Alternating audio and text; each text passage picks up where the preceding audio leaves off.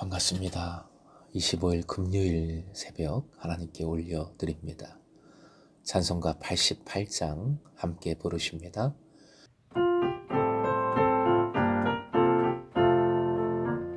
내 진정 산후하는 친구가 되시는 구주 예수님은 아름다워라.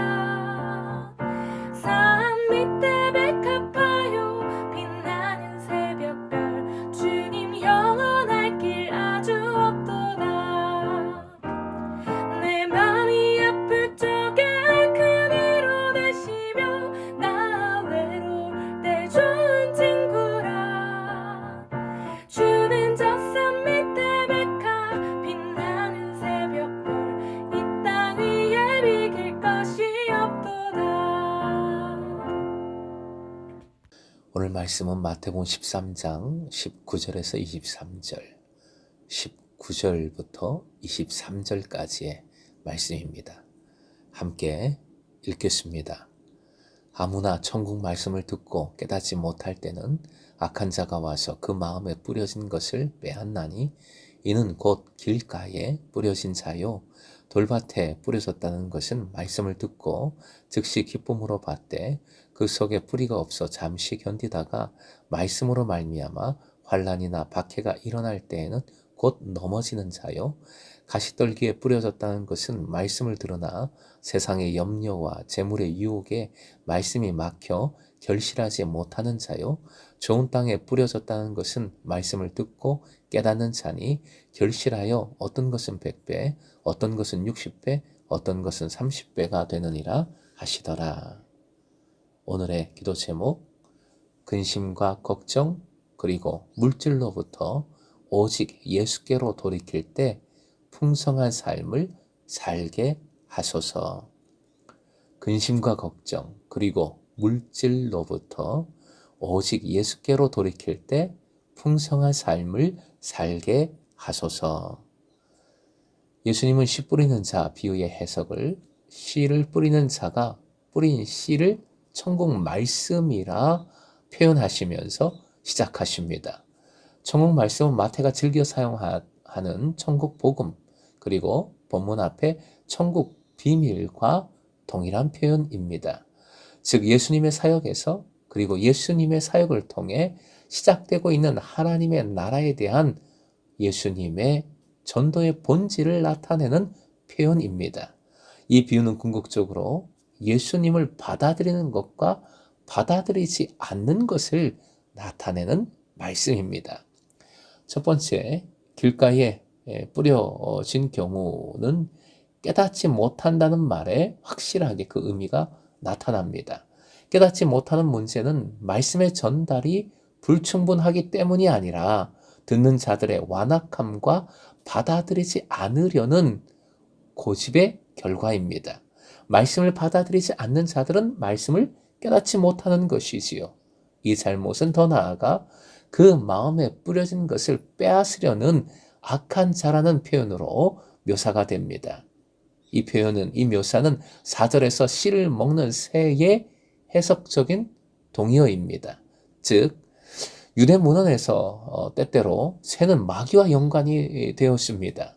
여기에서 원수의 행동은 말씀을 거부하는 자들과 협동을 합니다.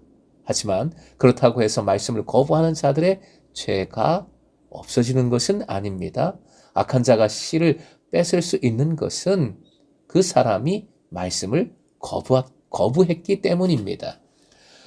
두 번째 예, 즉 돌밭의 예에서 씨가 즉시 싹을 피우는 것은 말씀을 처음에 기쁨으로 받는 것으로 묘사됩니다. 그 속이라는 표현에는 얕은 흙에 비유되는 말씀이고 그의 반응은 잠시로 묘사되는 것이지요.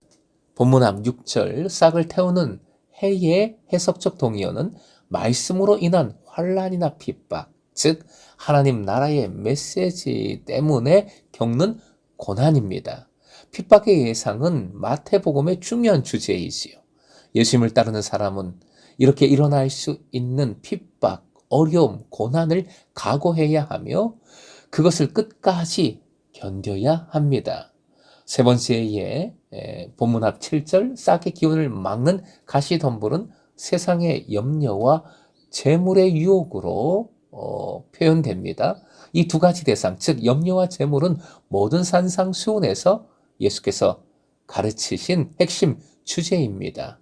이런 영역들이 진정한 제자의 길에 얼마나 큰 장애물들이 될 수 있는지, 그리고 이런 영역들이 천국 말씀에 대한 응답을 얼마나 방해할 수 있는지 쉽게 알 수 있습니다. 지금도 우리들의 삶에도 마찬가지지요. 23절 좋은 땅에 떨어진 씨는 앞에 모든 예들과 마찬가지로 말씀을 듣는 환경을 나타냅니다. 그러나 첫 번째 예와는 정반대로 그 말씀을 깨닫게 되는 환경이지요. 여기에서도 19절과 마찬가지로 말씀을 깨닫는 것은 말씀을 받아들이는 것을 나타냅니다. 좋은 땅은 말씀의 씨를 받아들이는 것이고 제자의 길 가운데 그 씨를 양육하는 것이고 그래서 엄청나게 많은 양의 결실을 맺는 것입니다.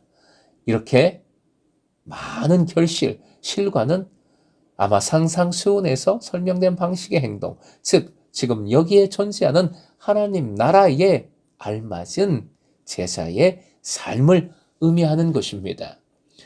여러 가지 땅의 비유에 대한 설명을 그 정황에서 그리고 원래의 비유가 특별하게 유념하고 있는 목적에 따라 이해하는 것이 중요합니다. 가장 중요한 문제는 하나님 나라의 메시지에 응답하느냐, 응답하지 않느냐 하는 것입니다.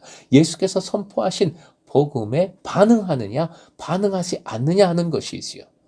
그 반응의 첫 번째 예에서 우리는 거슬리는 상황들, 어려운 상황들 아래에 있을 때 즉시 믿음과 헌신을 버리는, 유리할 때만 믿는 제자를 만납니다.